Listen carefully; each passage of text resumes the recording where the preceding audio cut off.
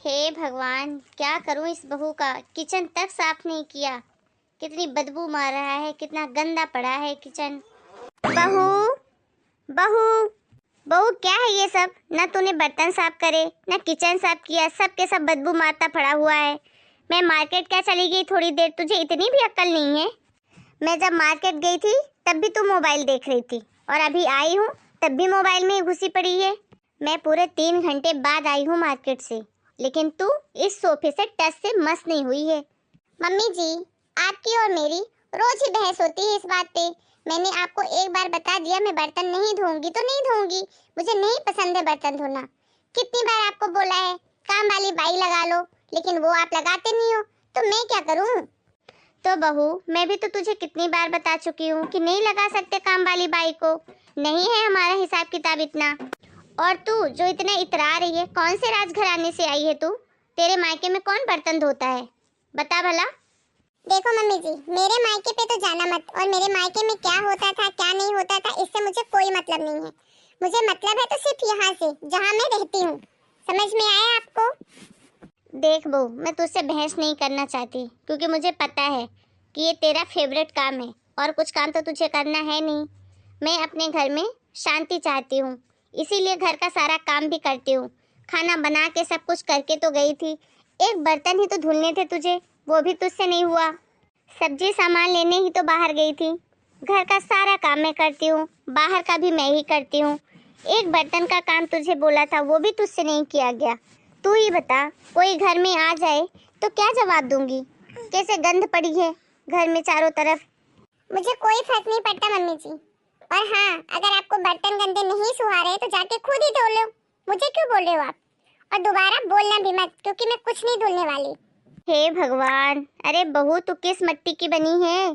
थोड़ा तो मुझ पे तरस खा लिया कर। मेरी भी उम्र रोज रोज ढल ही रही है, जवान नहीं हो रही हूँ मैं। कितना करूँगी? घर में शांति रहे, इसी के चक्कर में सारा काम मैं खुद करती हूँ।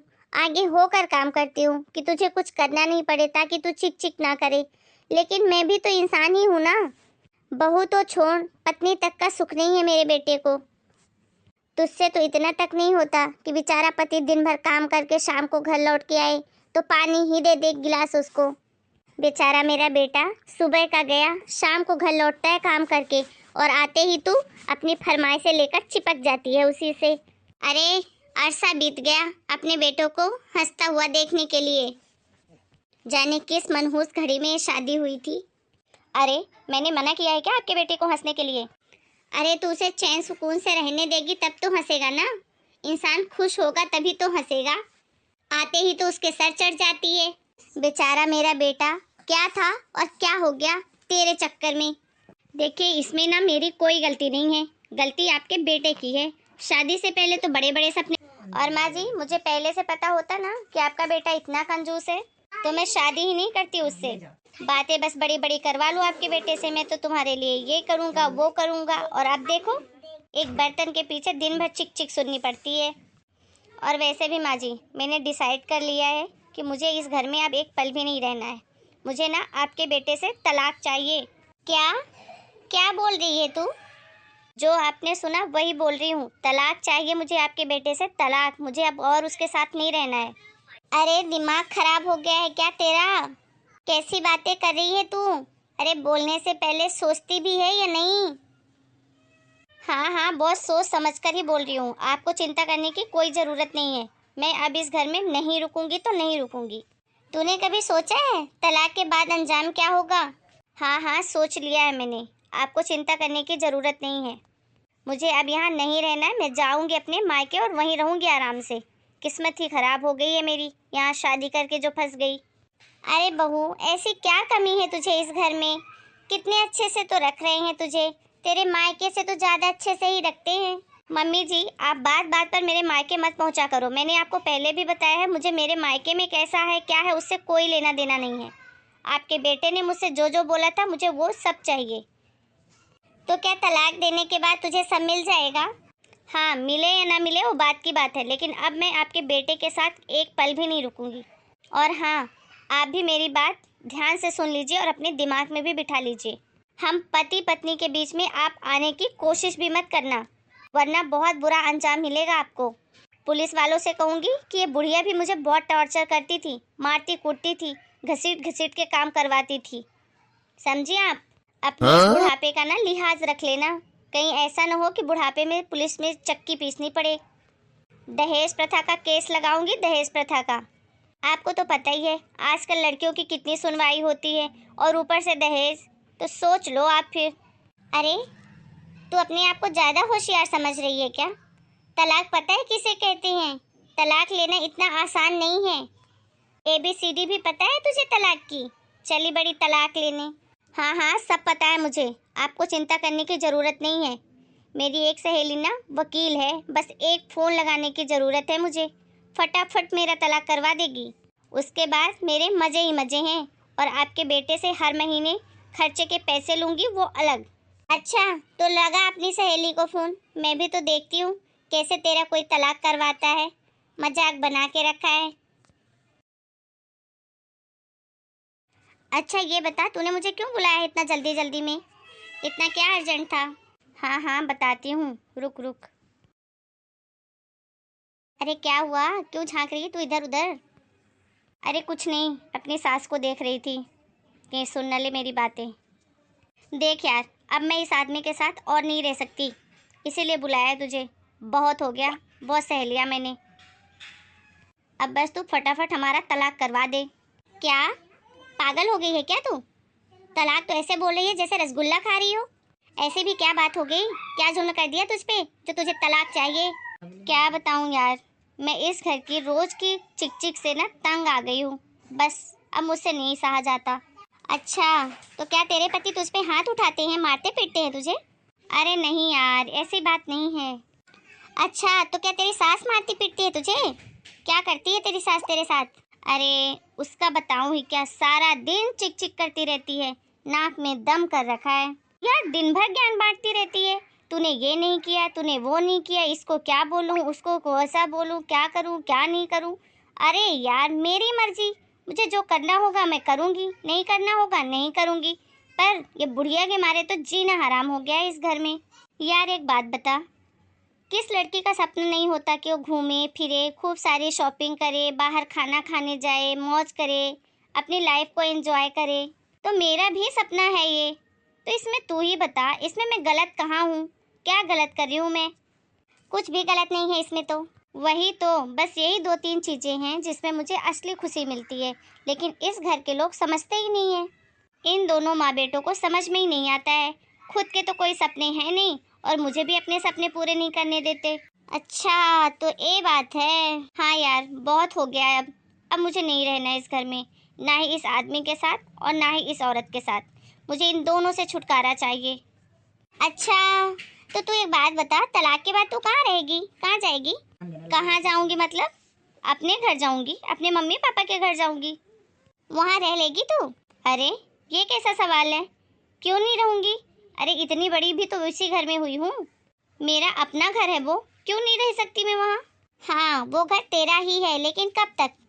जब तक तेरे मम्मी पापा हैं, उसके बाद?